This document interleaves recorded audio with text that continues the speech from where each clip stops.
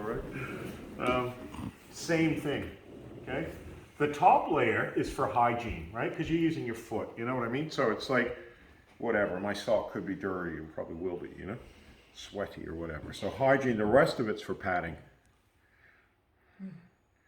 And again, one thing with the hand is watch out for a person doing this, because you'll break their fingers. So, right? So sometimes what I do is just a quick, you know, without any pressure, just make sure, okay, there's the fingers, okay?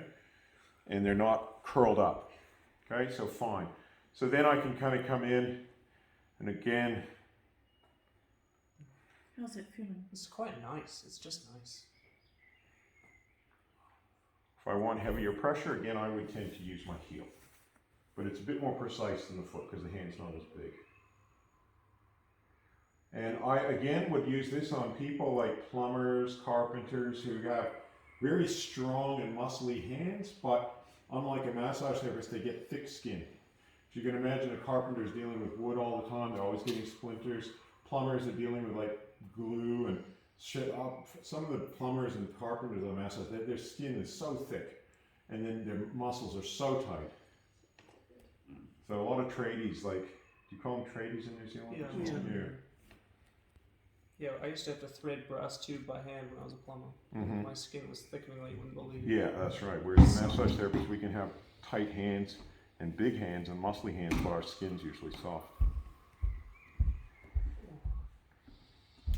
Also, make sure the person's not wearing any rings. This is really nice. This is really weird. It's like sore and really nice. Yeah, it is.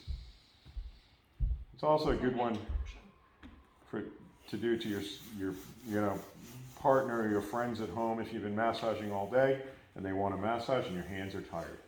Would you ever straddle the person and do 2 for 1? Seems a bit tense. This sounds a little bit intimate to me.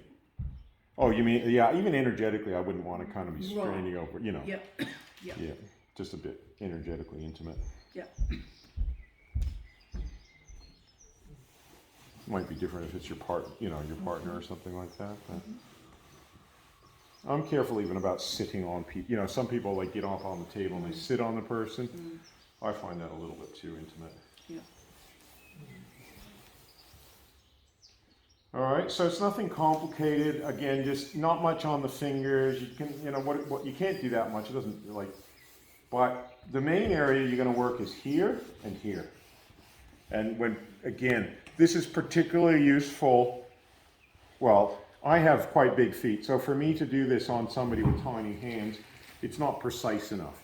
But like I said, I get a big guy, especially a tradie who's using his hands all the time.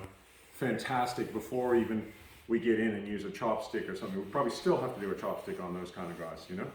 But like it's hard, otherwise it's hard getting through that layer of skin. All right. You could have dead on the floor and a table as well. Yeah. I think it's good to have both. And then if we were to, I'll just get you to roll over and I'll just show you, I won't walk on your back, but I'll just show you how some of the techniques I'd use. Would you ever take the legs down off the table and just put the table flat on the floor? Most tables won't work like that. They actually don't actually go flat. Oh, okay. Yeah. Okay.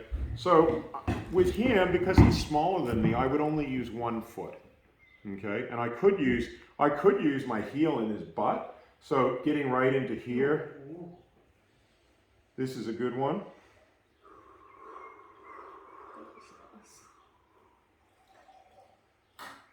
I can use my, I can get his leg up like this, as long as you got padding under the knee, okay? Because the knee will go into the ground. Is that okay on your knee? Yeah, I can't feel anything. It's fine. Okay. We can also work it like this, or I could use my heel. And again, the same, moving the leg back and forth while holding in here can be done with the hand. I could bring his leg out so that I open up the hip and then use my heel in there again.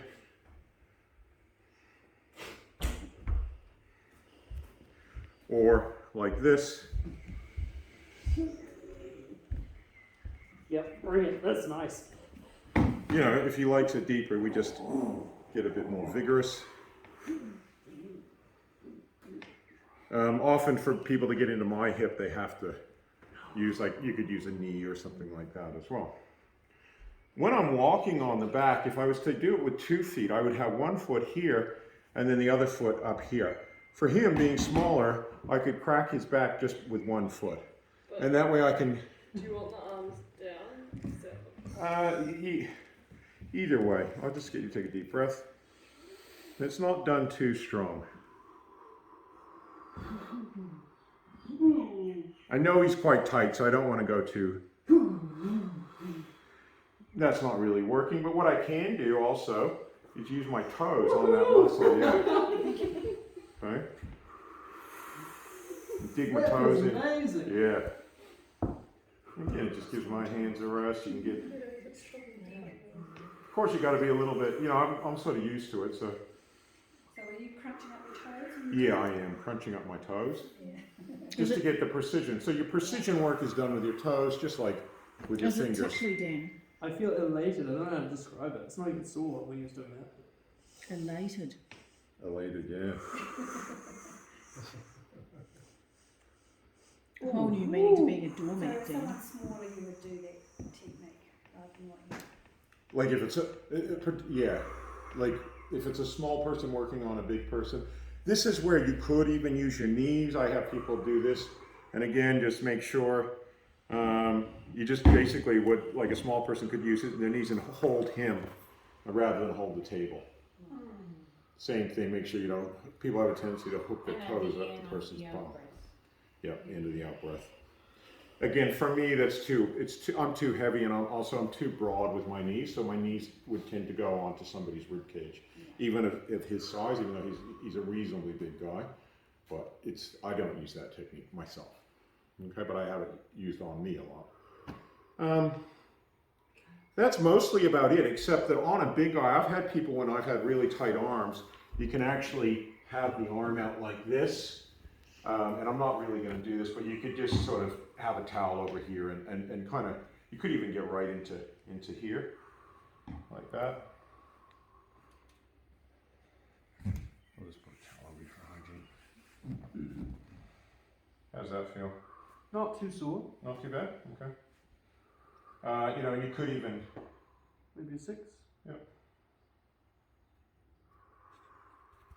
Again, it's big muscle stuff. It's not a technique I use very often. Occasionally I might, like I said, nice to have these techniques in the tool bag.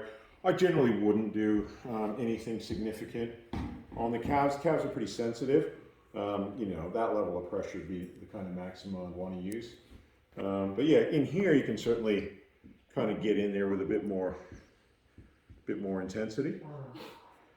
That's about it. You can use a side position to get into the hip as well. You know, that's where I was saying some people, to get into me, have to put me on the side and then use their foot or knee. But again, my knee's too broad to use that technique. But do you want me to show you that one quickly? Okay. Just put you in a side position. Yeah, that's it. And then, sorry, I'll just grab that. Sorry. Usually I could give him a cushion or something of that nature too. This is good. So then again, this is not my sort of way I would do it because it's a bit awkward for me, but you could use your knee and really, I would,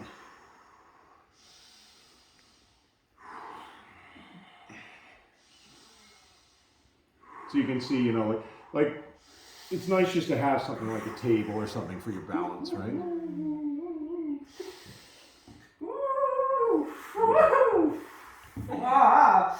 And then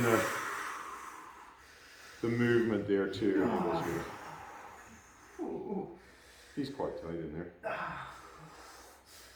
Can you feel that at all, Dan, or is that just too light? Yeah.